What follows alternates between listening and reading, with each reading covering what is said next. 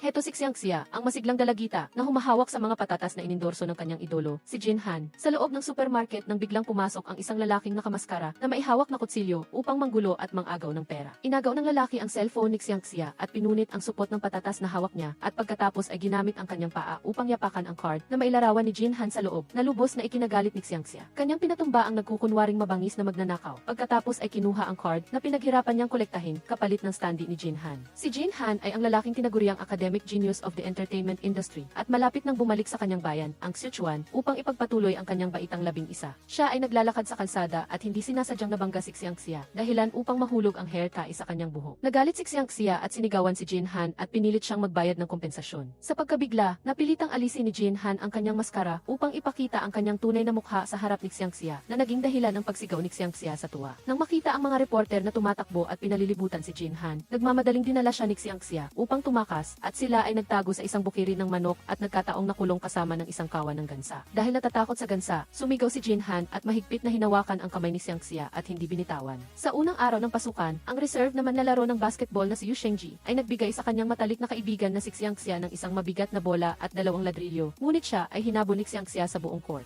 Habang nagbibiruan ang dalawa, lumabas ang hot girl na si Wuxia kasama ang kanyang grupo ng mga kaibigan sa gate ng paaralan at kinutya si Yu Shengji dahil sa laging nahuhuli sa klase, ngunit tinanggihan ito ni Yu Shengji. Biglang lumabas si Jin Han sa silid-aralan ni Xiangxia at naging bago niyang deskmate na lubos na ikinatuwa ni Xiangxia. Pagdating pa lang ni Jin Han ay may female student na humingi ng autograph, ngunit tinanggihan niya. Si Yu Shengji at Wuxia ay nagkunwaring banal at pinuna si Jin Han na mayabang, ngunit hindi ito pinansin ni Jin Han. Si Xiangxia ay kusang nagpahiram ng aklat aralin kay Jin Han, tinitigan siya ng may paghanga at nagulat din ng kanyang hair tie na kwento, ngunit sinabihan ni Jin Han na napakadaldal. Ang math teacher ay nag-akala na sinasadya ni Jin Han na sumalungat sa kanya at sa galit ay pinalaya siya at si Xiangxia sa klase. Dahil sa labis na tuwa sa pagkakita kay Jin Han, ang idolo, patuloy na nakikipag-usap si Xiangxia sa kanya na labis na ikinabagot ni Jin Han at galit siyang nagbigay ng babala na huwag siyang kausapin. Nagtungo si Jin Han sa kantin upang kumain ng jjajangmyeon at ang kanyang kakayahan na mag-udyok ng pagkonsumo ay napakalakas. Sa loob lamang ng ilang segundo, naubos agad ang jjajangmyeon sa kantin. Dahil hindi pa tapos ang meal card ni Jin Han, kusang nagbayad si Xiangxia para sa kanya. Binigyan ni Jin Han si Xiangxia ng 100 yuan na cash at nangako na maglo-load sa meal card nito at sa susunod na pagkain ay hahayaan niyang magbayad si Xiangxia. Si Xiangxia ay dinala ang kanyang tray ng pagkain at umupo sa tapat ni Jin Han.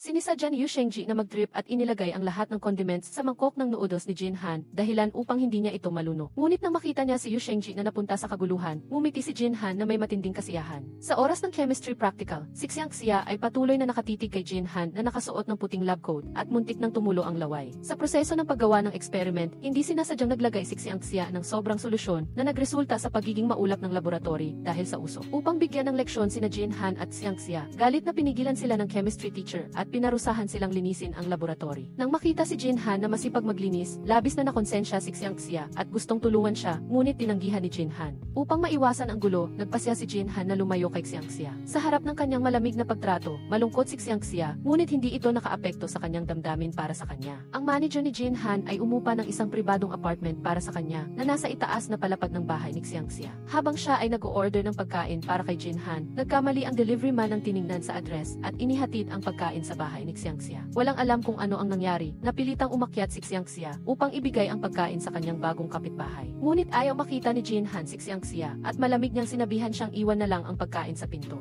Inilarawan ng nanay ni Xiangxia ang bagong kapitbahay bilang isang palakaibigan at magalang na tao, ngunit nakita ni Xiangxia na siya ay malamig at walang modo. Ang paglipat ni Jin Han sa Sichuan High School ay naiulat na sa mga pahayagan at ang mga reporter ay maagang naghihintay sa gate ng paaralan. Akala niya, si Xiangxia na nasa likuran niya ay isang paparazzi, ngunit hindi niya inaasahan na ibabagsak siya nito sa lupa. Kinontrol si Jin Han ni Xiangxia, muntik nang mabali ang kanyang likod na nagpabigla sa kanya. Ayon sa alaala ng mga kaklase, tumulong si Xiangxia sa paglipat ng maraming regalo para kay Jin Han sa napakababa na tono. Humingi siya ng paumanhin sa kanya para sa mga nakaraang insidente, umaasa na mapatawad siya nito. Ngunit sinabi ni Jin Han na hindi siya galit, ngunit sa totoo lang ay nagingit-ngit siya sa galit. Sa oras ng math exam, sinadya ni Jin Han na baliktarin ang kanyang test paper pabalik-balik na umaakit sa atensyon ng guro. Kaya, pinalayas niya sina Yu Shengji at Xiangxia na nagkokopya sa labas ng klase at pinagalitan sila. Inakala ni Yu Shengji na sinadya ang lahat ni Jin Han, ngunit hindi nagduda si Xiangxia at naniniwala pa rin na hindi sinasadya ni Jin Han. Nang makita ang hangal na dalaga na humahanga pa rin sa kanya, kahit na inaasar niya, lubos na nasiyahan si Jin Han. Nagtungo siya sa kantin upang kumain at sinadya niyang bilhin ang lahat ng paborito ni Xiangxia na chicken drumstick at kinain pa ito sa harap niya na ikinalungkot ni Xiangxia. Sa oras ng may physical fitness test, patuloy na tinitigan ni Jinhan si Xiangxia na naging dahilan upang siya ay matensyon at hindi malaman kung ano ang gagawin. Nang turn na ng female student na sukatin ang lakas ng kamay, sobrang lakas ng pagpisil ni Xiangxia na ikinagulat ni Jinhan. Hindi niya inaasahan na si Xiangxia na mabagal mag-isip ay may ganoong kalakas. Naghanap si Xiangxia kay Jinhan na nakahiga sa training ground at ikinuwento sa kanya ang tungkol sa kanyang pag-iensayo sa lakas at jujitsu. Sinabi sa kanya na naniniwala siya na ang lahat ng pagsisikap ay magbubunga. Kahit wala pa ngayon, may munting bulaklak na mamumukadkad sa hinaharap. Nang makita ang pagiging optimistic at positibo ni Xiangxia, labis na hinangaan ito ni Jinhan at gusto ring maging katulad niya na ang lahat ng pagsisikap ay magbubunga. Nag-sign si Jinhan ng maraming larawan gamit ang sarili niyang kamay at ibinigay kay Xiangxia upang ipamahagi sa mga kaklase na lubos na ikinatuwa niya. Dahil nagtira lang si Xiangxia ng isang piraso para sa sarili niya, wala na siyang matitirang larawan para sa kanyang matalik na kaibigan na si Yei. Kaya napilitan siyang ibigay ang nag-iisa niyang signed photo kay Yei. Nag-brown out sila ng tubig sa bahay at sinabihan siya ng nanay niya na dalhin ang tubig sa umuupa sa itaas. Nang makita niya si Jinhan na nagbukas ng pinto, naramdaman ni Xiangxia na huminto ang kanyang paghina. Ang labis na natutuwang si Xiangxia ay nagdala ng 2 balde ng tubig sa bahay ni Jinhan at tumalon-talon pa, ngunit hindi inaasahang pinalabas siya ni Jinhan. Nagmamadali siyang tumakbo pa uwi, tumakbo sa lahat ng dako sa sobrang tuwa at ginamit pa ang walang laman na balde upang idikit sa dingding para pakinggan ang ingay ni Jinhan.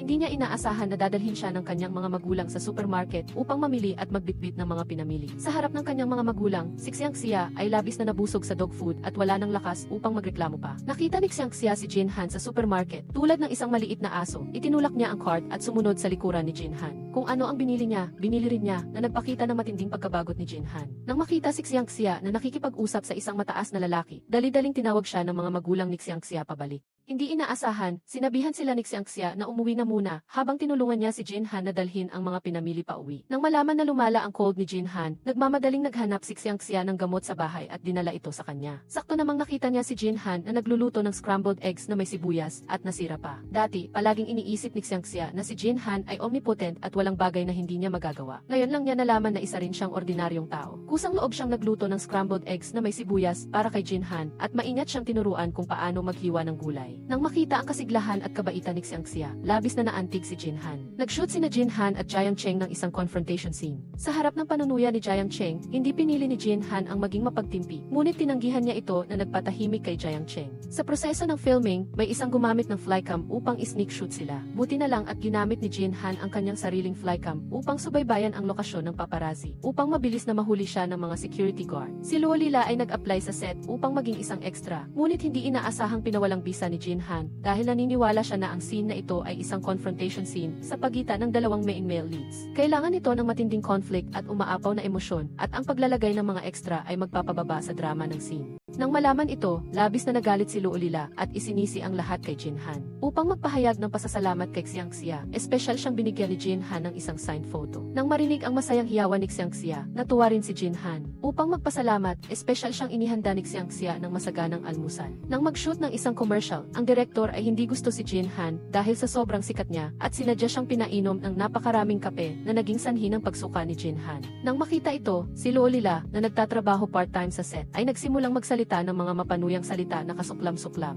Lalo siyang naiinis kay Jinhan at nagplano na ilantad ang kanyang tunay na mukha kasama ang kanyang mga peking kaibigan. Nang malaman na plano ni Luo Lila na harapin si Jinhan, nagpasya si Xiangxia na pigilan sila. Nagkunwari siyang masakit ang tiyan at umalis sa klase. Pagkatapos ay sinundan ang grupo ng mga hot girl at hindi sinasadyang natuklasan na pinipilit nila si Jinhan na sumuka sa poster. Galit siyang sumulong upang punahin sila. Nagmamadaling inihagis ng grupo ng hot girl ang poster sa kamay ni Xiangxia at tumakas sa takot. Iniwan siya mag-isa na nakatayo sa harap ng blackboard at nahuli ng principal. Sa harap ng pagpuna ng lahat, hindi inihayag ni Xiangxia ang conspiracy ng grupo ng hot girl, ngunit kinuha ang lahat ng kasalanan para sa kanyang sarili. Pagkatapos ng klase, hinarang ni Luo Lila si Xiangxia at pinuna siya sa moralizing na paraan. Nang malaman na nasa gulo si Xiangxia, nagmamadaling tumakbo si Jinhan upang hanapin siya at sa ilang salita lang ay napatakbo niya ang grupo ni Luo Lila. Nang makita si Jinhan na ipinagtanggol siya, labis ang tuwa ni Xiangxia. Ang nanay ni Xiangxia ay ang chairperson ng Condominium Management Association at kailangan niyang magtungo tumungo sa bawat bahay upang magbigay ng kaalaman tungkol sa paghihiwalay ng basura. Nang malaman ito, kusa siyang nag-alok na tumulong si Xiangxia at dinala ang basurahan para kay Jinhan sa halip ng kanyang ina. Nang hanapin niya si Jinhan, nasa bahay siya at nagluluto ng steak at 3 beses na siyang nabigo. Sa pagkabigla, napilitan siyang humingi ng tulong kay Xiangxia. Mabilis na ginawa ni Xiangxia ang paborito ni Jinhan na medium rare steak. Nang makita si Xiangxia na abala sa kusina, labis na naantig si Jinhan at pinigilan siyang kumain ng steak kasama niya.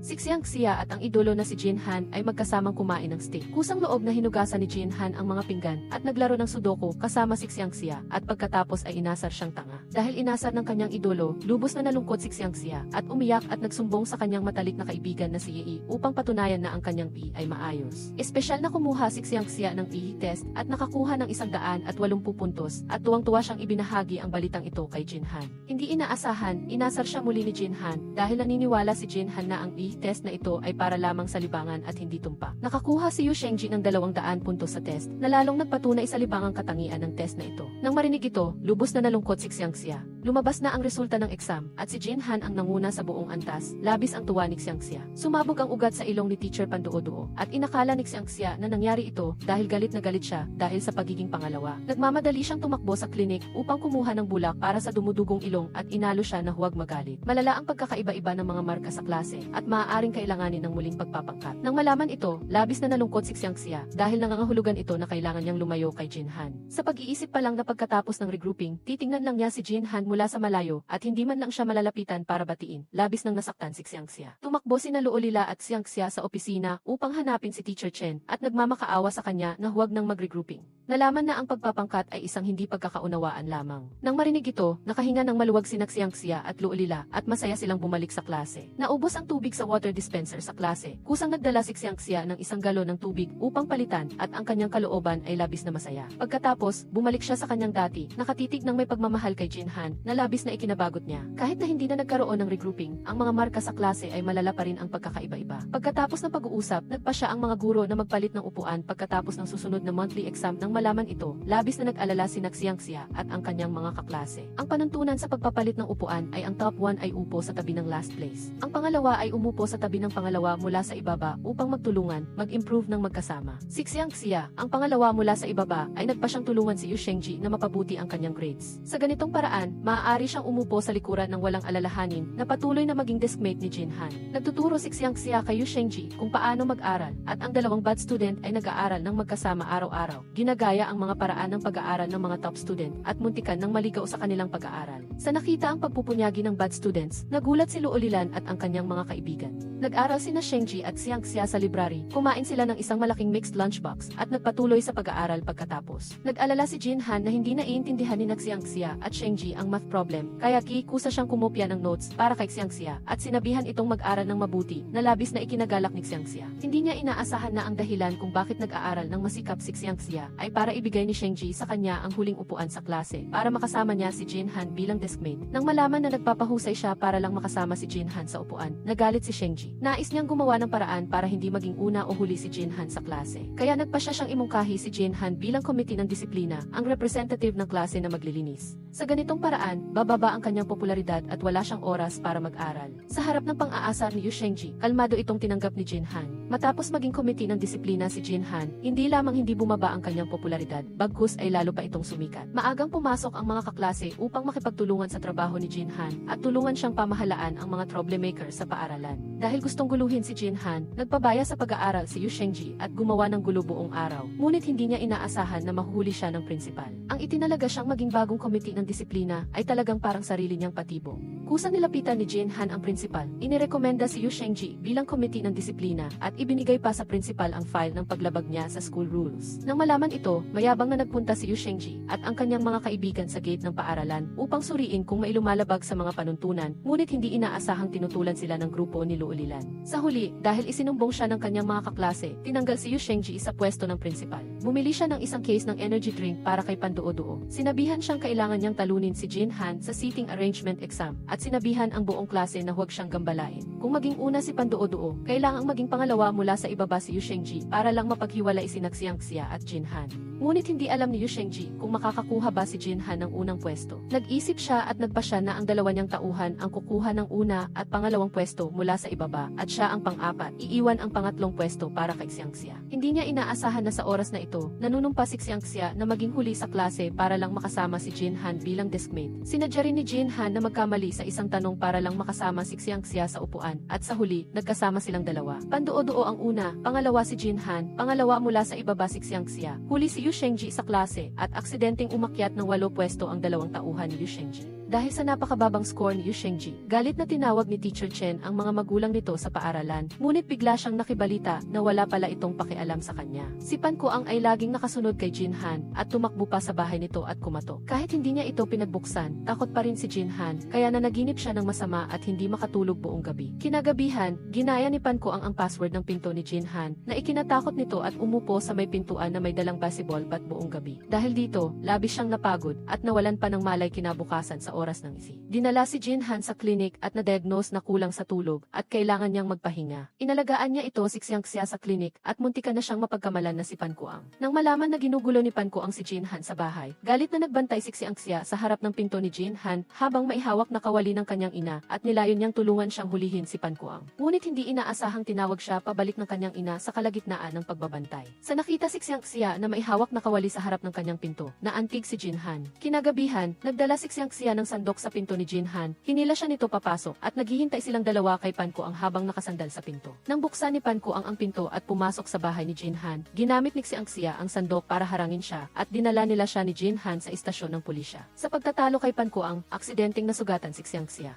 Si Jinhan ay maingat na binenda ang kanyang sugat. Sinabi sa kanya na walang idol ang sulit na isapanganib niya ng ganoon. Umaasa si Jinhan na ituring lang ng kanyang mga tagahanga ang pag-idol bilang isang libangan at hindi ang sentro ng kanilang buhay. Gumawa ng mas maraming bagay na gusto nilang gawin. Pagkarinig nito, nagsimulang mag-isip si Xiangxia. Pakiramdam niya ay para siyang isang asin na isda na walang kaluluwa, nalilito tungkol sa kinabukasan. Tinanong ni Xiangxia ang kanyang mga kaibigan tungkol sa kanilang mga plano sa kinabukasan. Nakakuha ng iba't ibang sagot at walang mapakinabangan. Dinala ni Yu Shengji si Xiangxia upang dumalo sa isang Dream Forward Forum. Sa una, masaya si Xiangxia hanggang sa dumating ang isang grupo ng mga matatanda para dumalo. Ay naghahanap ng pagkakataong makatakas, ngunit hindi inaasahang pinigilan siya ng isang masigasig na lola. Walang magawa, si Xiangxia ay sumama sa grupo ng mga matatanda na may puting buhok para makinig sa forum. Ang pangunahing tagapagsalita ay si Jiang Cheng, isang artista na kasama ni Jinhan sa pelikula. Sa pagkarinig sa mga salita ni Jiang Cheng, nagising si Xiangxia at nagpasya siyang hanapin ang kanyang pangarap noong bata pa siya. Dinala ni Xiangxia ang kanyang diary noong bata pa siya kay Jinhan. Sinabi sa kanya na ang pangarap niya ay maging isang astronaut. Habang masiglang tumatalon si Xiangxia na may hawak na modelong space shuttle na binili ng kanyang ama, hindi niya sinasadyang nahulog ito at nabasa. Nang malaman na nadikit ang kamay ni Xiangxia habang inaayos ang rocket, kusang tumulong si Jinhan na ayusin ito na labis na ikinagalak ni Xiangxia. Nagpasya siyang simulan ang pag-aaral ng lahat ng theoretical na kaalaman tungkol sa aeronautics at astronautics bilang paghahanda sa pagiging astronaut sa hinaharap. Kahit na pinalabas siya ng kanyang English teacher sa klase dahil sa pagbabasa ng hindi kaugnay na libro, dala-dala pa rin niya ang aklat na 1,000 questions about aerospace knowledge at nagbasa siya ng masigasig sa labas. Siyempre, hindi lahat ay makakaintindi ng ganoong advanced na kaalaman. Sa harap ng pag-aalinlangan ni Jinhan, sinabi ni Xiangxia na okay lang kung hindi niya naiintindihan, ang mahalaga ay ang saloobin. Hindi siya madaling susuko sa sandaling tumuntong siya sa daan ng paghahanap ng kanyang pangarap. Ang Science Museum ng paaralan ay nag-organisa ng isang public lecture tungkol sa aerospace knowledge. Naisip ni Xiangxia na kapag nakinig lang siya sa lecture, maiintindihan na niya ang aerospace knowledge at ipagpapatuloy niya ang kanyang paghahanap ng pangarap. Ngunit hanggang sa matapos ang lecture, wala pa ring naiintindihan si Xiangxia. Para patunayan na kaya niyang maging isang astronaut, kusang umakyat si Xiangxia sa entablado para sa Elephant Spin Challenge. Dahil sa kanyang tiyaga, umikot siya ng 40 beses, nanalo ng mahalagang Russian 4 model. Ibinigay ni Xiangxia ang Russian 4 model kay Jinhan, pinasalamatan siya dahil tinulungan siya nitong hanapin ang direksyon ng kanyang buhay. Matapos ang sunod-sunod na pangyayari, naramdaman ni Xiangxia na hindi siya bagay na maging astronaut kaya nagbago siya ng layunin. Iyon ay ang makapasok sa parehong universidad ni Jinhan.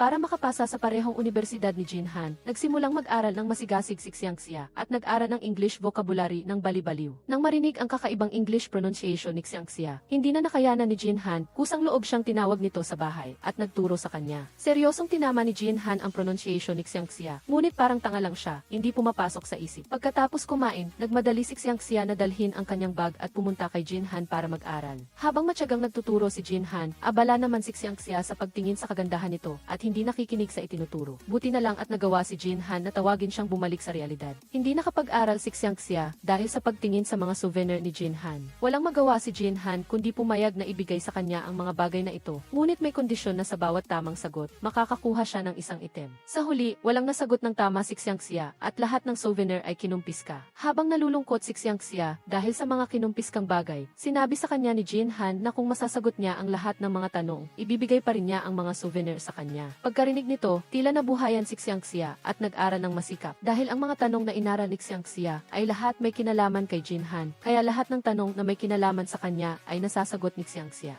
Dahil sa kanyang pagsisikap, nakuha rin ni Xiangxia ang mga souvenir ni Jinhan. Sa nakita sina Jinhan at Xiangxia na nag-aaral ng magkasama, nabalisa si Yu Shengji at dali-dali niyang hinila si Xiangxia palabas ng silid-aralan. Tinanong niya kung bakit siya laging nakadikit kay Jinhan, ngunit sinabi lang ni Xiangxia na sekreto nilang dalawa iyon at walang sinabi pang iba. Sa nakita sina Yu Shengji at Xiangxia na laging magkasama sa buong E-class, inakala ni Luulilan at mga kaibigan na nagde-date sila at nainggit sila. Galit na tinawag ni Teacher Chen sina Yu Shengji at Xiangxia sa opisina at tinanong kung nagde-date sila, ngunit mariin itong itinanggi ng dalawa. Sinabi ni Xiangxia kay Jinhan na hindi siya maaaring makipag-date kay Yu Shengji at bukod pa, siya ang gusto niya, hindi si Yu Shengji. Pagkarinig nito, natuwa si Jinhan sa loob, ngunit nanatiling kalmado sa labas. Sa katapusan ng linggo, maagang pumunta si Xiangxia sa bahay ni Jinhan para mag-aral kasama siya at pagkatapos ng ilang sandali ng pag-aaral, nakatulog siya. Sa nakita si Xiangxia na nakatulog sa mesa, labis na nasiyahan si Jinhan, tinitigan siya at hindi siya ginising. Nang dumating ang manager na si Sharks upang sunduin si Jinhan para sa isang charity banquet, saka lang nagligpit ng bag si Xiangxia at umuwi. Upang pigilan sina Xiangxia at Jinhan na mag-date, sinadya ni Yu Shengji na isagawa ng mas maaga ang kanyang birthday party. Ang katotohanan ay iniwan ni Xiangxia si Jinhan at tumakbo siya sa kanyang birthday party. Inisip ni Yu Shengji na magkakasama sila ni Xiangxia sa isang romantic na birthday at tuwang-tuwa siya. Ngunit ang imagination ay imagination lang at hindi ito magiging reality. Upang hindi malungkot si Yu Shengji, tinawag ni Xiangxia ang dalawa niyang tauhan, sina Zhang Bin, Zhao Ming at si Panduo-duo na dumalo sa kanyang birthday. Nagdala rin ng regalo at pagkain sina Luulilan at ang kanyang mga kaibigan para makisaya. Sa nakita na ang romantic date nilang dalawa ay naging isang malaking gathering, labis na nadismaya si Yu Shengji, ngunit nagustuhan din niya ang pakiramdam na napapalibutan siya ng mga tao at labis siyang nasiyahan.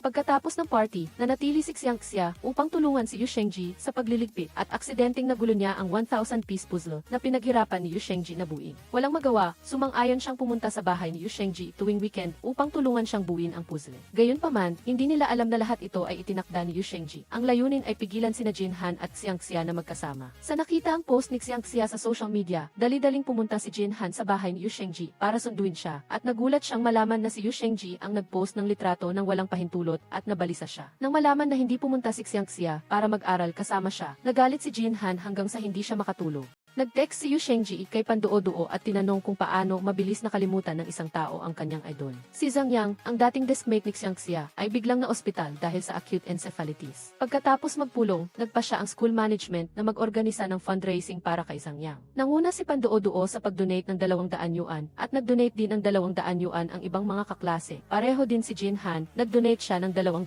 yuan. Nang malaman ito, hindi lang nagpasalamat ang mga kaklase, kundi inasar pa nila si Jinhan ng harapan. Para bang immoral siya kung hindi siya nag-donate ng 300,000 yuan. Sa nakita si Jinhan na hindi naiintindihan, nabalisa si Xiangxia. Nagpaparinig si Yu Shengji kay Xiangxia tungkol kay Jinhan at umiyak siya ng husto. Sa nakita si Xiangxia na umiiyak dahil hindi naiintindihan si Jinhan, naantig siya. Nagvideo ang nanay ni Zhang Yang para magpasalamat sa mga kaklase na nag-donate at lalo na kay Jinhan na tumulong kay Zhang Yang na makipag-ugnayan sa doktor at bayaran ang lahat ng bayarin sa ospital. Nang malaman na hindi nila naiintindihan si Jinhan, nahiya ang mga kaklase at humingi ng tawad sa kanilang pambatang pag-ugali. Si Jiang Cheng, habang nagsushoot ng pelikula kasama si Jinhan, ay kusang loob na ng asar kay Jinhan, ngunit hindi niya inaasahan na binigyan lang siya ni Jinhan ng isang anti-aging mask, galit na galit siya at nanlaki ang mga mata. Pinuri ni Yu Shengji si Jinhan sa pamamagitan ng nakakaantig na mga salita. Inakala ng lahat na fan siya ni Jinhan. Nagplano siya at tinawag si Xiangxia sa kanyang bahay para magpuzzle. Sinadya niyang itago ang isang piraso ng puzzle. Ngunit hindi niya inaasahan na nahuli siya ni Xiangxia at galit itong umalis sa kanyang bahay. Walang magawa, kailangang pumunta si Yu Shengji sa bahay ni Xiangxia para mag-sorry. Ngunit hindi niya inaasahan na nalaman niya na magkapitbahay pala sina Jinhan at Xiangxia at labis siyang nagalit. Nag-rent si Yu Shengji ng unit sa ibaba ng bahay ni Xiangxia at mag-isang lumipat doon. Nang malaman ito, dali-daling bumaba si Xiangxia para hanapin siya. Dahil sa pagmamakaawa ni Yu Shengji, pumayag si Xiangxia na tulungan siyang linisin ang kanyang bagong bahay na nagpagalit kay Jinhan. Matapos maglinis si Xiangxia, pumunta siya kay Jinhan para mag-aral ulit. Kinuha lang nito ang kanyang bag at pinauwi siya.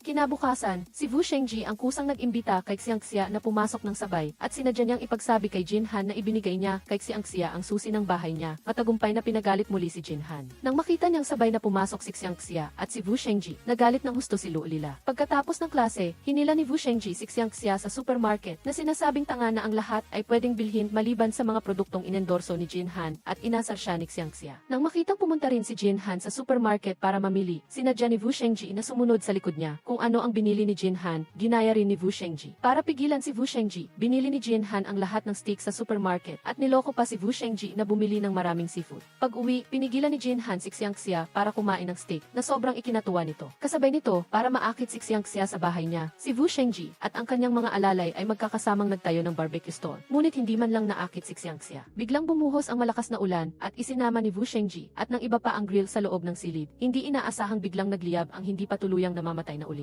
Ang bagong bahay ni Wu Shengji ay nasunog at hindi na matitirhan, kaya wala siyang nagawa kundi tumuloy pansamantala sa bahay ni Jinhan. Si Wu Shengji ay patuloy na naghahanap ng mapipintas nang dumating siya sa bahay ni Jinhan, ngunit hindi inaasahang sinigawan siya nito. Pagkatapos maligo, hinila ni Wu Shengji si Jinhan para kumain ng barbecue. Alam niyang gusto niya itong uwi para kay Xiangxia. Sinadya ni Lian na manggulo, pinasabihan niya ang may-ari na dagdagan pa ng maraming pampalasa ang barbecue, na naging dahilan upang mawala ang orihinal na lasa ng pagkain. Pag-uwi, hindi nagustuhan ni Wu Shengji na manood si Jinhan ng scientific documentary at sinadya pa niyang uminom ng coke at sumayaw sa harap niya. Nag-aakalang nag-aaway sina Jinhan at Wu Shengji, kaya nagmamadaling umakyat para tingnan, ngunit hindi inaasahang pinauwi siya ni Wu Shengji. Hating gabi, nagising si Wu Shengji para manood ng live stream. Nakakita siya ng multo sa Zi, kaya umiyak at tumakbo papasok sa kwarto ni Jinhan. Sinabihan niya si Jinhan na patayin ang Ifi at samahan siyang magbanyo at gusto pa niyang matulog kasama si Jinhan. Nang makita si Wu Shengji na sumisigaw sa takot, walang nagawa si Jinhan kundi hayaan siyang matulog sa windowsill ng kanyang kwarto. Kinaumagahan, pumunta si Xiangxia sa bahay ni Jinhan. Nagulat nang makita si Wu Shengji na lumabas sa kwarto ni Jinhan. Sabay-sabay na pumasok sina Jinhan, Wu Shengji at Xiangxia at marami ang napatingin sa kanila. May nagkamaling si Jinhan ay si Jiang Cheng, kaya nagmadali itong lumapit para humingi ng autograph. Dahil sa pagkakamali, inasar siya ni Xiangxia at Wu Shengji na labis niyang ikinahiya. Alam niyang nasa bahay ni Jinhan si Wu Shengji. Kusang loob na lumapit si Lu Lila para magtanong kay Han, ngunit hindi siya pinansin ni Wu Shengji. Hindi sumuko si Lu Lila at binalingan niya ang alalay ni Wu Shengji tungkol sa bagay na ito. Ngunit hindi niya alam na nagkasabwat na ang alalay ni Wu Shengji at si Xiangxia. Tinawag ng guro ni Wu Shengji ang tatay ni Wu Shengji para pumunta sa paaralan at pag-usapan ang monthly exam scores. Bago pa man makapagsalita ang guro, nakipagtalo na si Wu Shengji sa kanyang tatay.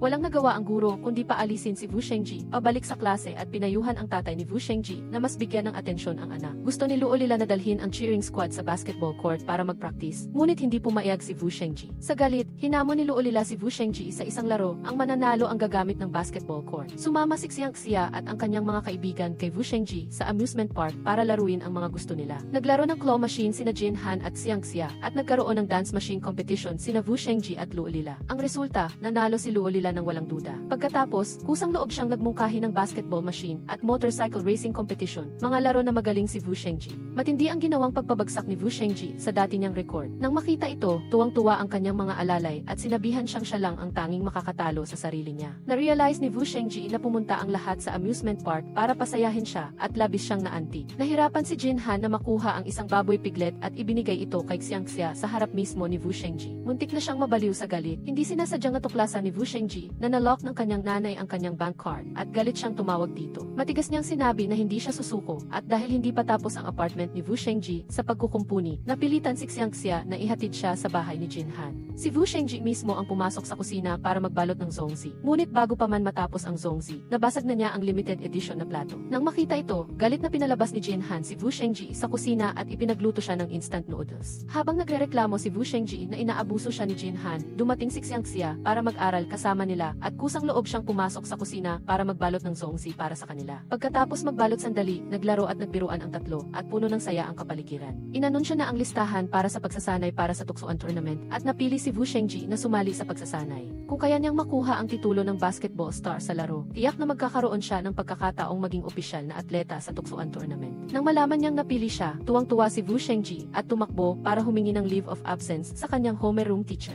Dahil mahaba ang panahon ng leave, kailangan niya ng pahintulot ng magulang, kaya sinabihan ng homeroom teacher si Wu Shengji na tawagan ang kanyang tatay. Ngunit hindi pumayag ang kanyang tatay at nang marinig ang sinabi nito, nalungkot si Wu Shengji at ayaw na niyang makipag-usap. Para sumaya si Wu Shengji, naghanda si Xiangxia at Jin Han ng espesyal na cake at regalo para sa kanya at nagluto pa ng masarap na barbecue. Pagkatapos, sabay-sabay silang naglaro ng telling embarrassing stories na nagpapaalala ng maraming alaala. Naiinggit si Xiangxia kina Wu Shengji at Jin Han dahil mayroon silang gustong gawin habang wala siyang anuman. Napanood ni Wu Shengji ang video ng paglalaro nila ng basketball ng kanyang ama 5 taon na ang nakalipas at umiyak siya sa kalungkutan. Nang makitang umiiyak si Wu Shengji nang nag-iisa, tahimik na umuwi sina Jin Han at Xiangxia. Nagdala ng regalo sa kaarawan ang tatay ni Wu Shengji sa apartment para hanapin siya. Pumayag siyang sumali sa tuksoan basketball training, ngunit sa kondisyon na tumaas ang exam score niya ng 30 rankings. Sa katunayan, ayaw ng tatay ni Wu Shengji na sundan niya ang basketball career, ngunit pagkatapos niyang mapayuhan ng homeroom teacher, nagpasya siyang bigyan si Wu Shengji ng pagkakataong ituloy ang kanyang pangarap. Para tuparin ang pangako sa kanyang tatay, nagsimulang mag-aral ng husto si Wu Shengji at hindi siya makawala. Nagmadali siyang hanapin sina Jin Han at Xiangxia para mag-aral ng sabay at tuluyan siyang nagbago. Minsan, sobrang confident si Wu Shengji at minsan naman ay nagbubuntong hininga, bawat salita ay naiintindihan niya, ngunit kapag pinagsama-sama, wala siyang maintindihan. Nang makitang nalulungkot si Wu Shengji, hinikayat siya ni Xiangxia na magsikap, na mahirap ang simula at kapag nalampasan niya ang simula, magiging maayos na ang lahat. Nang marinig ito, wala nang nagawa si Wu Shengji kundi magpatuloy na magsikap na magtaas ng 30 rankings sa loob ng 2 linggo. Para makakuha ng mataas na marka, nagdesisyon si Wu Shengji na kailangan muna niyang magustuhan ang guro sa math bago niya magustuhan ang asignaturang math. Nang malaman niyang gusto ni Wu Shengji ang homeroom teacher, nagulat si Lu Lila. Pumunta sa klase ang basketball coach na si Coach Gao para hanapin si Wu Shengji at tanungin kung sasali siya sa training camp at marami siyang sinabing magandang katangian ng guro sa math, ngunit wala namang naintindihan si Wu Shengji. Hindi sinasadyang nakita ni Wu Shengji ang komento ng homeroom teacher tungkol sa kanya, puro masasamang salita, kaya labis siyang nabalisa. Nang malaman ni Xiangxia na sa tingin ng homeroom teacher, pareho silang problem student ni Wu Shengji, nalungkot siya.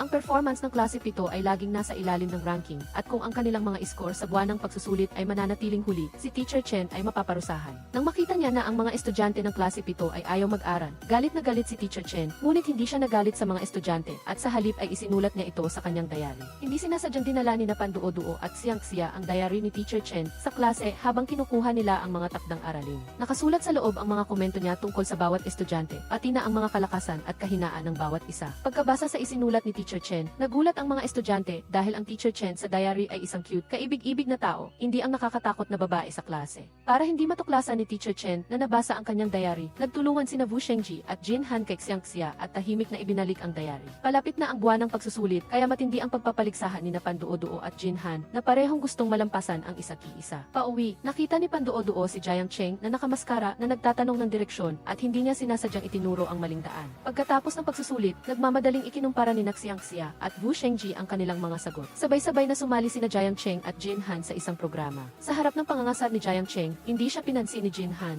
Habang sumasali si Jin Han sa programa, nagpadala ng text message si Wu Shengji para tanungin siya tungkol sa homework at agad siyang nagturo ng aralin sa live broadcast. Nang malaman niyang nagturo si Jin Han kay Wu Shengji sa live broadcast, labis na nagulat si Xiangxia. Nang malaman ng mga magulang ni Xiangxia na umakyat siya sa ikalawang palapag araw-araw para mag-aral kasama ang star na si Jin Han, natuwa sila sa pag-unlad ng kanilang anak. Lumabas na ang mga marka sa buwan ng pagsusulit. Si Xiangxia ay umakyat ng 4 rankings. Si Wu Shengji naman ay umakyat ng 31 rankings na sapat na para makasali sa training camp. Nang malaman nilang umakyat si Xiangxia ng 4 rankings dahil sa tulong ni Jin Han, tuwang-tuwa ang mga magulang ni Xiangxia at nagmadaling sinabihan siya na imbitahan si Jin Han sa kanilang bahay para kumain. Inimbitahan ni Xiangxia, nagmadali si Jin Han na magpalit ng damit at pumunta para kumain at inimbitahan din ni Xiangxia si Wu Shengji sa kanilang bahay. Para salubungin si Jin Han, nagbihis ng maganda si Xiangxia. Nang nagulat pa sina Jin Han at Wu Shengji sa ganda ng suot na damit ni Xiangxia, binuhat naman niya ang isang malaking water jug na pumatay sa maliit na apoy ng pag-ibig sa kanilang puso. Para mapahanga si Xiangxia, pinuri siya ni Jin Han sa harap ng lahat at hinamak naman siya ni Wu Shengji. Sa hapagkainan, bawat ulam na kinuha ng nanay ni Xiangxia ay inuuna kay Jin Han sinasabihan siyang kumain muna. Si Jinhan ay marunong ding magpabango na ikinagulat ni Xiangxia at Wu Shengji. Pagkatapos kumain, sabay na naghugas ng plato sina Jinhan at Wu Shengji habang si Xiangxia ay nakatayo sa tabi at nanonood. Napakainit ng tagpo. Nagpraktis ng judo si Xiangxia kasama ang kanyang tatay, ngunit hindi niya inaasahang binugbog siya nito na ikinahiya niya ng husto. Nang makita ang masayang pamilya ni Xiangxia, hindi maiwasang maalala ni Jinhan ang sarili niyang mga magulang at labis siyang naantig. Binalaan ni Wu Shengji si Jinhan na huwag lalapit kay Xiangxia kapag wala siya, ngunit hindi siya pinansin ni Jinhan. Walang nagawa, sinabihan niya si Xiangxia na huwag siyang kalimutan at tuluyan siyang hindi nagpaalam kay Luolila. Nang makita ang papalayong likod ni Wu Shengji, labis na nabalisa si Luolila. Papunta sa training center na aksidente si Wu Shengji. Nagmamadaling pumunta sa ospital si Xiangxia, Jinhan at ang lahat para bisitahin siya. Dumating ang mga magulang ni Wu Shengji sa ospital para bisitahin siya. Kinansela nila ang kanilang pagpupulong para makasama siya, na labis niyang ikinatuwa.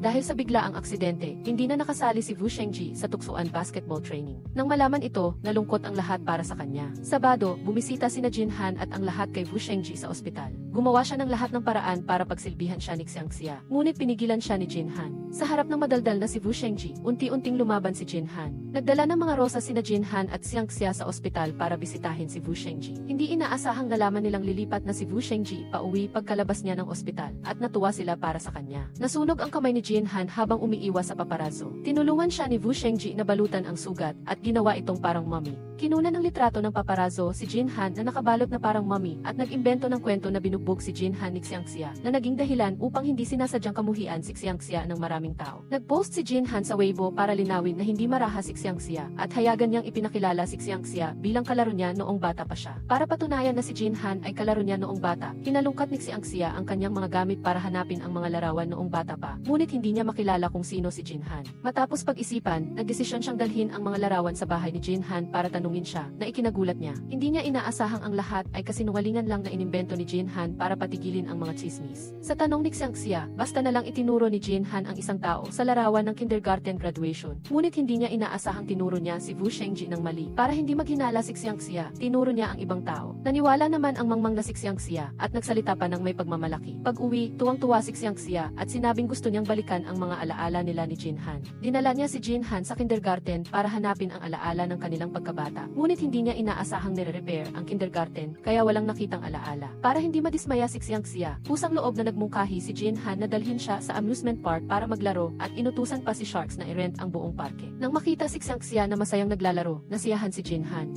Sa pagkaalam na gustong manood ni Enhiki ng palabas ng payaso, nagpanggap si CET bilang payaso, ngunit hindi niya inaasahang ipinasok siya ng kawani sa haunted house. Nagdaos si CET ng welcome party para kay Wu Didit na kalalabas lang ng ospital, at hinikayat siyang ituring ang pagkatisod na ito bilang isang maliit na bato lamang sa mahabang daan ng buhay. Magsumikap na sumulong, na labis na ikinagalak ni Wu Didit. Naalala ni Wu Didit na hindi niya kaeskwela sa kindergarten si CET, kaya nagpasya siyang ilantad ito. Hindi niya inaasahang ibinulgar ni Geth ang mga nakakahiya niyang bagay noong bata pa siya kay CET, kaya hindi siya makawala. Sa pagkakita kay Dang na labis na humahanga kay CET, labis na nainis si Wu Didit. Tinanong niya si CET ng sari-saring nakakatuwang kwento noong kindergarten, at sa ilalim ng pamamagitan ni Din, hindi niya inaasahang naniwala rin siyang kaeskwela niya sa kindergarten si CET. Sa pagkakita kay Wu Didit na kinakausap si CET, nagalit sila TT at dinurog ang pakete ng instant noodles. Upang makabawi kay TT, inanyayahan siya nila TT na kumain ng cake sa isang pastry shop, at nagkataon namang nakita niya si CET at ang iba pa, kaya sabay-sabay silang kumain. Nang malaman niyang nakatago pa ang mga lumang larawan sa coffee shop, nagmadali si Wu Didit na kunan ng larawan ang tatlong tao noong bata pa at tinawanan si CET ng husto. Hindi niya inaasahang ang mataba at maitim na bata ay hindi si CET, kundi ang Diyosa ngayon na sila TT. Maingat na inalala ni Wu Didit at Dengi. At sa wakas ay naalala nila kung sino ang pangalan ng mataba at maitim na batang iyon. Dahil dito, nalantad ang kasinungalingan ni TT. Alam ni Dengi na nagsinungaling si CET para lang pasayahin siya, kaya nakaramdam siya ng init sa puso at hindi nagalit tungkol dito. Nang malaman ni Dengi na itinuturing siyang kaibigan ni CET, labis siyang natuwa at hindi nakatulog. Kinabukasan, galit na tumakbo si Wu Didit upang hanapin si CET. Pinuna siya dahil sa pandaraya sa kanyang damdamin at pinilit siyang humingi ng tawad. Naramdaman ni Dengi na nahihirapan siya sa kanyang pag-aaral at nais niyang bumili ng ilang workbook para pag-aralan. Nang malaman ito, nag-alok si CET na samahan siya sa bookstore. Ngunit hinarangan siya ni Wu Didit. Gumawa siya ng lahat upang paghiwalayin sina Dengi at CET, at inutusan si CET na tulungan siyang maglinis. Hindi niya inaasahang binawian siya ni CET ng isang malaking kalokohan. Nang nagwawali si Wu Didit ay hindi niya sinasadya sadyang natumba ang libro nila Didi, kaya nagmadali siyang pulutin ito para sa kanya. Muntik na siyang ituring nila Didi bilang isang stalker na pervert. Sa pagkaalam na sinusundan sila Didi ng isang pervert, nagpa siya sina Vubidil Kit at si Idis na tulungan siya. Lihim siyang sumunod sa likod niya at sa huli ay natuklasan na ang pervert na nakaitim na damit ay si Tunguin sa kabilang klase. Agad siyang lumapit at binugbog ito bago paalisin. Labis na naantig sila Didi sa pagkakita kay Vubidil Kit na ipinagtanggol siya. Bumili si Genki ng pagong at dahil sa umuwi siyang huli, hindi siya nakapunta sa bahay ni Titi Idis para mag-aral. Pag-uwi niya, inilagay niya agad ang bagong bili niyang pagong sa harap ng pinto ni si Idis na labis na nagpasaya sa kanya. Sa ilalim ng pagmamanipula ni si Idis, pumayag si Genki na pumunta sa bahay ni si Idis araw-araw upang pakainin ang pagong. Nang malaman ni Vubidil Kit na binilhan ni Genki si Idis ng pagong, labis siyang nainggit at nagpasya siyang hindi na maaaring umupo lang, kailangan na niyang mag-aksyon. Upang hindi magkasama sina Vubidil Kit at Genki ng sarilinan, sumama si Idis sa kanila sa panonood ng scene. Tamang-tama na nang handa na si Idis na manood ng scene kasama si Genki ay dumating si Idis upang hanapin siya at dinala siya sa set ng pelikula. Sa wakas ay natupad ang pangarap ni Vubidil Kit at nakapanood na siya ng scene kasama si Genki. Sina Gillis Kao at si Tir ay nakaupo sa likuran nila. Dahil horror film ang pinanood nila, labis na natakot sina Vubidil Kit at si Kao at napatapon nila ang buttered popcorn na labis na ikinabahala ni Genki at si Tir. Upang hindi mapansin ni Vubidil Kit at Genki, ginamit ni si Tir ang kanyang damit para takpan ang bibig ni Gillis Kao. Sabay na sumagot ng panayam sina Eden Tiren at Siddi. Sa harap ng mayabang na si Eden Tiren, hindi pinansin ni Siddi ito. Matapos ang panayam, sinabihan ni Siddi si Siddi na magmaneho patungo sa sinehan, ngunit hindi niya inaasahang nakilala siya ng kanyang mga tagahanga. Sa kabutihang palad, dumating si Genki sa tamang oras at iniligtas si Siddi. Pauwi, kinuna ni Siddi ang larawan ng likod ni Den, ngunit hindi niya ito hinayaang mapansin. Ginamit din niya ang telepono ni Den upang kunan ng larawan ang kanilang mga anino na ikinakilig ni Denki.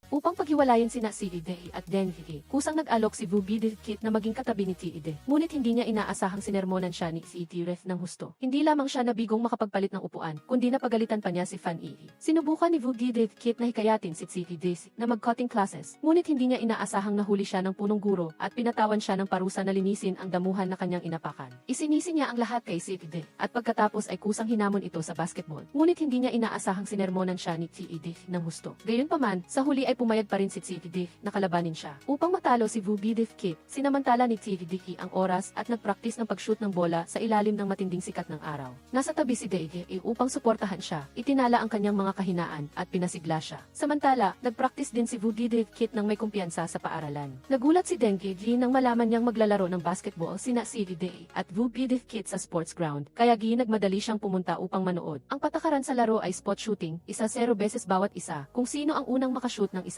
ay siyang mananalo. Upang patumbahin ang kayabangan ni Vubidil Kit, nag-alok si Idis na mag-blend folded shooting na ikinagulat nito. Nag-blend folded shooting sina Ide at Vubidil Kit at sa unang 2 rounds, nanalo si Vubidil Kit. Ang unang 2 bola ni Ide ay test shots. Sa pangalawang pagkakataon ay inayos niya ang kanyang posisyon. Sa pangatlo ay inayos niya ang kanyang postura. Sa pangatlo at ikaapat na pagkakataon ay hindi nagbago ang kanyang posisyon. At halos hindi nagbago ang kanyang shooting posture. Ang katawan ni Ide ay nakabuo ng muscle memory. Natagpuan niya ang pinakamahusay na posisyon hanggang sinisiguro niyang pareho ang anggulo sa bawat shot. Pagkatapos ay sinisiguro ang lakas ng shot. Siguradong papasok ito. Hindi na sayang ang kanyang pagsisikap. Sa huli ay nagtagumpay si Idis na talunin si Vubidil Kit. Galit siyang nagtapon ng bola sa ring at tumalbog ito at tumama sa kamay ni Ide at nasugatan siya. Nang makita si Idis na nasugatan, labis na nag-alala si Genki at nagmadaling umuwi upang kumuha ng gamot para sa kanya. Habang tinutulungan si Idis na hanapin ang pagong, hindi sinasadyang nakapasok si Genki sa kanyang working room at nakita niya ang buong silid na puno ng mga modelo ng astronaut na labis niyang ikinagulat. Nang malaman ni Genki na tinalikuran ni Ide ang kanyang pangarap na maging isang astronaut dahil sa mahinang pisikal na kondisyon, labis siyang nabigla. Maagang pinuntahan ng ina ni Ide si Ide at hindi nagpaliwanag ng dahilan ay sinermonan siya dahil sa hindi pag-aalaga sa kanyang sugat sa kamay at paglalaro pa ng basketball at binanggit din niya ang tungkol kay Fan Kung na nagpipilit na lumipat siya ng bahay. Sa pagkakita sa overbearing niyang ina,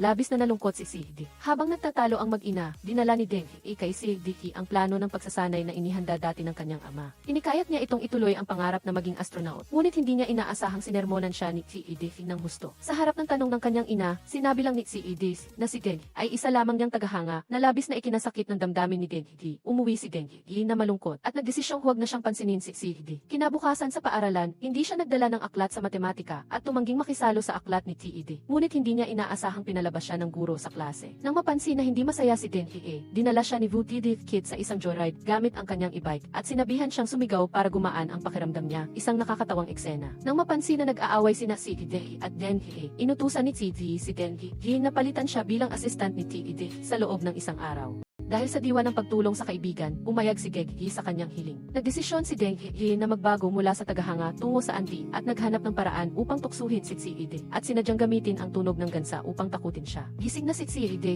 kaya nakipagtulungan siya sa kanya at nagkunwaring sumigaw. Sa pagkakita kay Tsiide na nakasuot ng tradisyonal na damit, labis na kinilig si Geghi nang malaman niyang magsasama sina Tsiide at Denhi sa isang pelikula. Labis na nag-alala si Genhi para kay Tsiide dahil minsan na niya itong binatiko sa internet. Nakita niya ang dumi ng ibon sa upuan ni Tsiide, kaya ipinalit niya ang upuan ni Tsiide. Nais niyang makita ang reaksyon ni Tsiide kapag umupo ito sa dumi ng ibon. Ngunit ng akmang upo na si Tsiide, biglang naisip ni Tsiide na hindi maaaring madamay ang ibang kawani dahil sa pagtukso kay Tsiide, kaya nagmadali siyang itulak si Tsiide palayo. At siya mismo ang umupo sa dumi ng ibon. Sa pagkakita ng dumi ng ibon sa pantalon ni Denhi, hindi mapigilan ni Tsiide ang matawa, ngunit nagpigil pa rin siya. Pumunta sila Tsiide sa set ng pelikula upang gumanap bilang katulong, ngunit patuloy siyang nagkakamali. Buti na lang at tinulungan siya ni Tsiide, kaya hindi siya natanggal. Kusang humingi ng tawad si Tsiide kay Denhi at sa wakas ay nagbati silang dalawa. Upang gawing mas totoo ang pagganap sa nobela, inulit ni Tsiide ang isang eksena ng higit sa 10 beses at muntik na siyang himatayin. Sa pagkakita kay Tsiide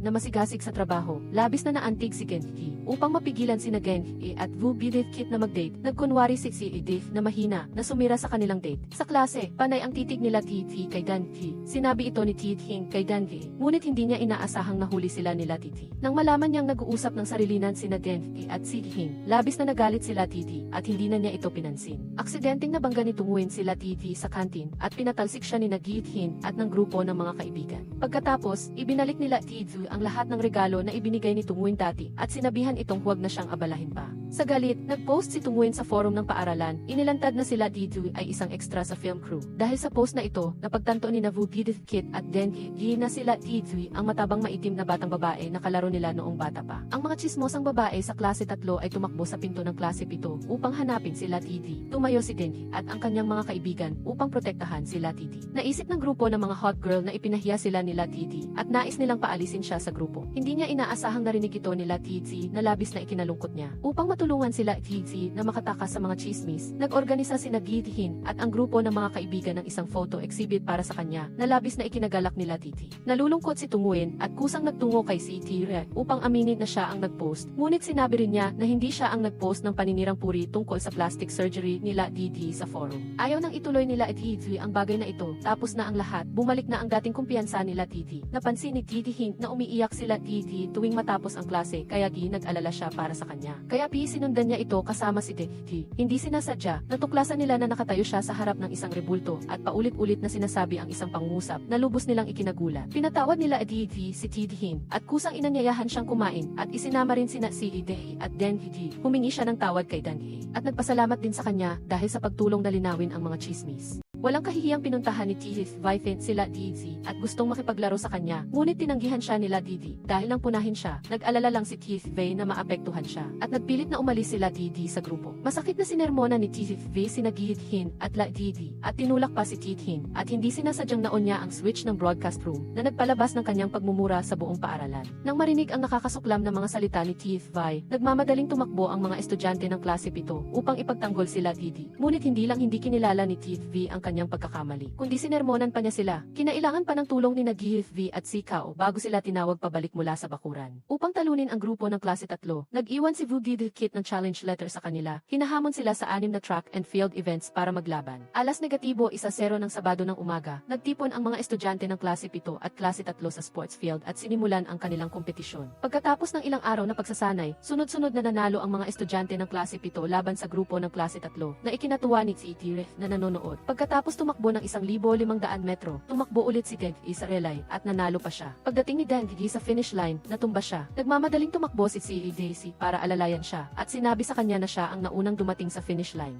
Dahil doon, labis na naantig si Gegi, na ikinagalak din ni Kitty Ref na nanonood. Ang huling event ay ang multi-person 3-leg relay race na siyang pinakamahalaga dahil nagkakahalaga ito ng 60 puntos. Ang klase 7 ay kailangan lang manalo sa lahat ng events para lubos na mapahanga ang grupo ng klase 3. Hindi na sayang ang kanilang pagsisikap, nagkasundo sina si Ideki at Vuti Kit at kinarga si Gegi sa finish line ng una at nanalo. Pagkatapos ng laro, pinunit ni Fan Ioy ang challenge letter na nagsasabing hindi nila kailangan ng tulong sa trabaho. Gusto lang niyang maalala nila na ang klase 7 ay hindi ang huling klase tulad ng sinabi nila. Ang pag-unawa ay ang pinakamahalaga, ang kompetisyon ay pangalawa, nagkabati ang klase 7 at klase 3. Upang ipagdiwang ang tagumpay ng laro, sabay-sabay silang nagpunta upang magdiwang. Kumanta si Ideki sa harap ng lahat at sa pagkakita kay Idis na masayang kumakanta sa entablado, labis na kinilig si Gegi. Inalok ni Vuti Kit si Tires ng isang baso ng alak na ikinalasing niya. Sa pagkalasing, nanggulo si Tires, umiiyak at sinisermonan ang mga estudyante. Sa pagkarinig sa mga salita ni Tires, labis na naantig ang mga estudyante at lihim silang nagdesisyon na mag-aaral sila ng mabuti sa hinaharap upang hindi na ito mag-alala pa. Pagkatapos magising mula sa pagkalasing, hindi alam ni Tires kung paano haharapin ang mga estudyante, kaya nagturo siya na nakasuot ng salamin, ngunit hindi niya inaasahang tinukso pa siya ng mga estudyante. Nang malaman niyang maraming estudyante ang nagpaalam na umabsent para manood ng football, kusang loob na nag-livestream si Chen sa loob ng klase. Dahil dito, nagalit ang principal at inilipat si Chen sa ibang klase na ikinalungkot niya. Nang malaman ito, nagulat ang mga estudyante ng seksyon 7 at dali-daling nagtungo sa opisina para hanapin ang principal. Hindi nila inaasahang nagpapanggap lang sila at nang makita nila ang principal, tumakbo agad si Wu Shengji kasama ang mga kaibigan niya. Para mapanatili si Chen, nagsimulang pahirapan ng mga estudyante ng seksyon 7 ang principal na nagpagalit sa kanya. Walang magawa, sumang-ayon ang principal na kung hindi maging huli ang seksyon 7 sa monthly exam, hahanapin niya si Chen para bumalik. Dahil kay Chen, nagsikap ng husto ang mga estudyante at nag-aral ng masipag na labis na ikinatuwa ni Chen.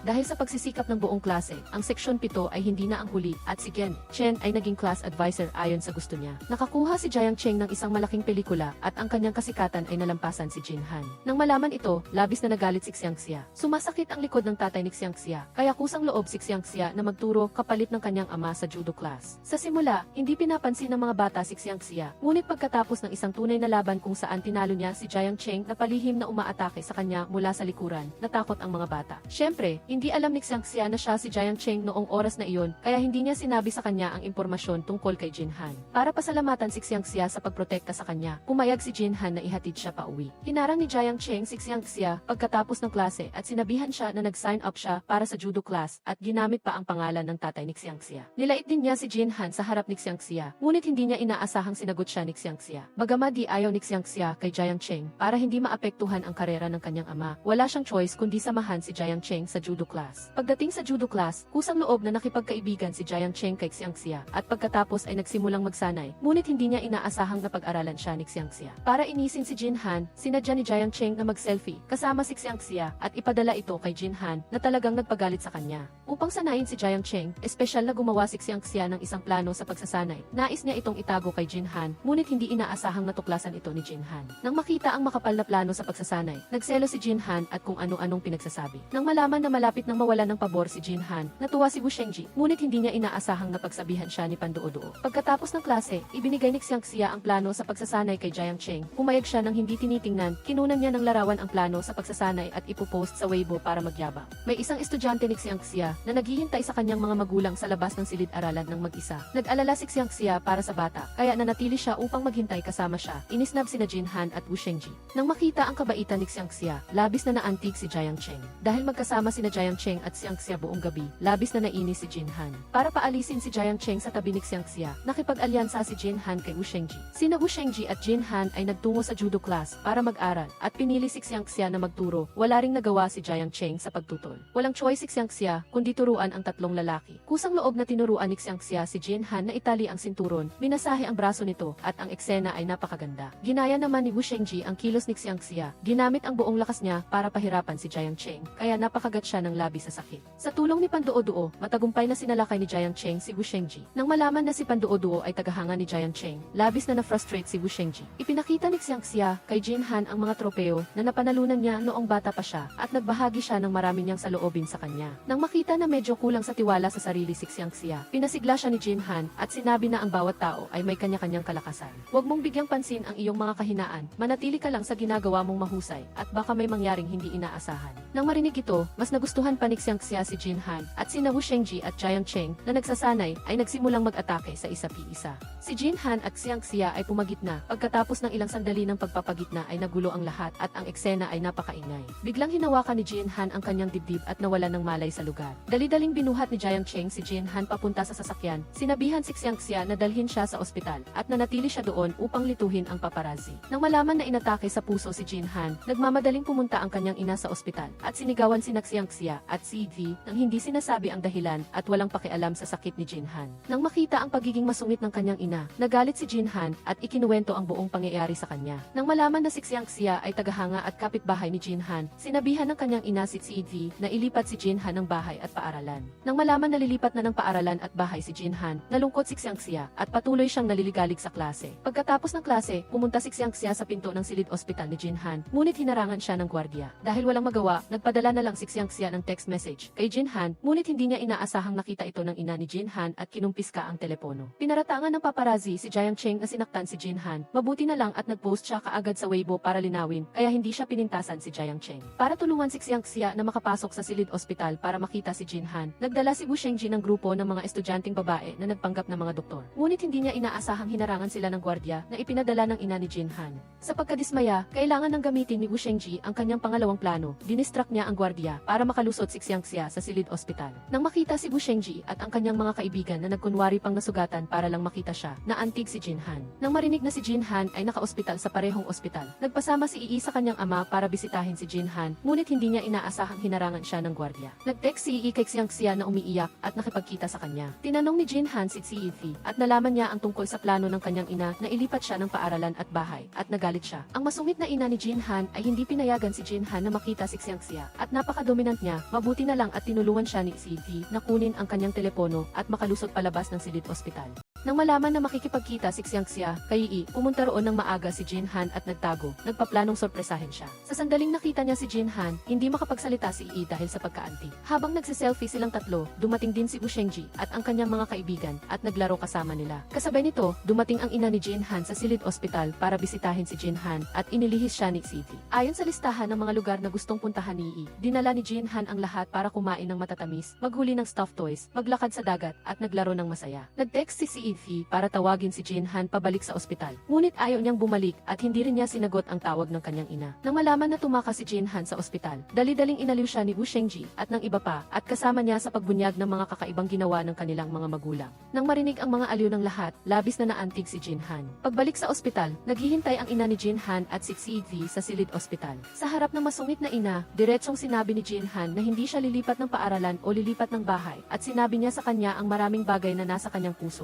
Umaasa na igalang niya ang kanyang mga pangarap. Nang marinig na hindi lilipat ng paaralan si Jinhan, natuwa si Xiangxia. Sa gabi, nagpadala si Xiangxia ng selfie kay Jinhan, gustong pasayahin siya. Kusang loob na hinanap ni Xiangxia ang ina ni Jinhan at hinikayat siyang suportahan si Jinhan sa paghabol sa kanyang pangarap na maging isang astronaut. Ngunit hindi nakinig ang ina ni Jinhan sa payo ni Xiangxia at sinira pa ang modelong dinala ni Xiangxia. Nang makita siyang sinira ng kanyang ina ang modelo, agad itong dinampot ni Jinhan at binalik sa kanyang silid ospital nang hindi man lang nagsasalita sa kanyang ina. Simula nang ma-ospital si Jinhan, malungkot ang buong paaralan, maging si Xiangxia ay nawalan ng sigla. Nakita ni Wu Shengji ang anunsyo ng Gihen Gao para sa athletic recruitment. Dali-dali siyang tumakbo upang kumuha ng application form at kumuha pa ng isa para kay Xiangxia. Pagkatapos punan ni Xiangxia ang application form, ibinigay niya ito kay Yan Chen. Sinabihan siya ni Yan Chen na pag-isipan itong mabuti at kung may tiwala ba siyang magtatagumpay at kung handa ba siyang akuin ang responsibilidad sakaling mabigo. Nang marinig ang sinabi ni Yan Chen, napaisip si Xiangxia. Pumunta si Xiangxia sa ospital para bisitahin si Jinhan at nag-aral habang nakikipag-usap sa kanya. Pumunta ang ina ni Jinhan sa silid ospital. Nakita si Xiangxia at Jinhan na nag-uusap. Umalis siya nang walang sinasabi. Dinala niya si Xiangxia pa uwi. Tinanong siya tungkol kay Jinhan dahil hindi niya alam kung paano kakausapin si Jinhan. Ikinuwento ni Xiangxia sa ina ni Jinhan ang tungkol sa kanilang dalawa mula noong mga bata pa sila hanggang sa naging magkapitbahay, hanggang sa naging magkaibigan.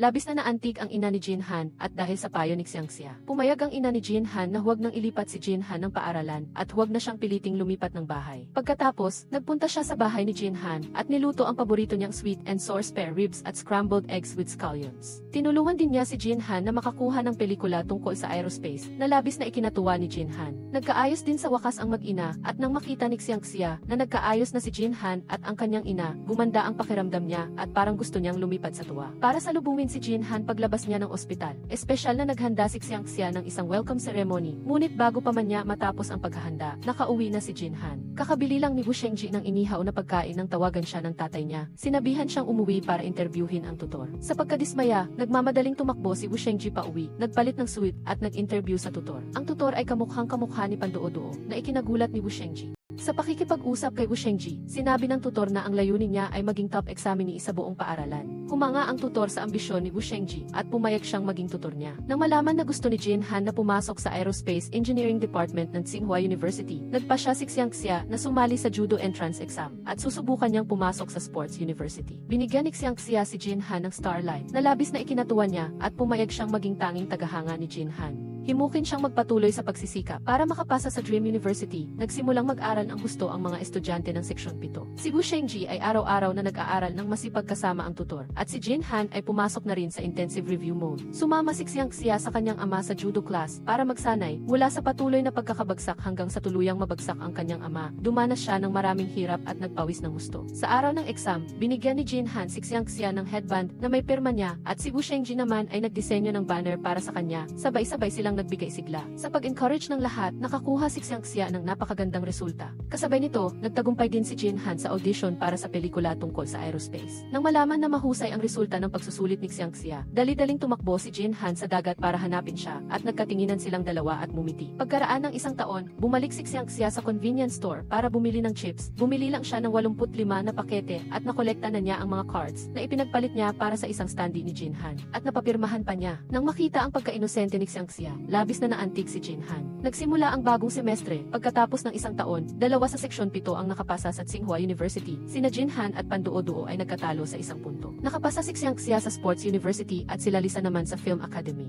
Binilhan ng tatay ni Wu Shengji ng isang basketball team, si Wu Shengji, at naging presidente ang binata. Ang panunuyo ni Igao kay Chen ay napakaromantiko. Lahat ay nakapasa sa kanilang Dream University at natagpuan ang direksyon ng kanilang buhay. Ang galing! Dito na nagtatapos ang pelikula. Salamat sa panonood. Kung nagustuhan mo, mangyaring bigyan mo kami ng like. Huwag kalimutang i-click ang subscribe button at i-ring ang bell para abangan ang pinakabagong mga pelikula. Paalam at hanggang sa muli!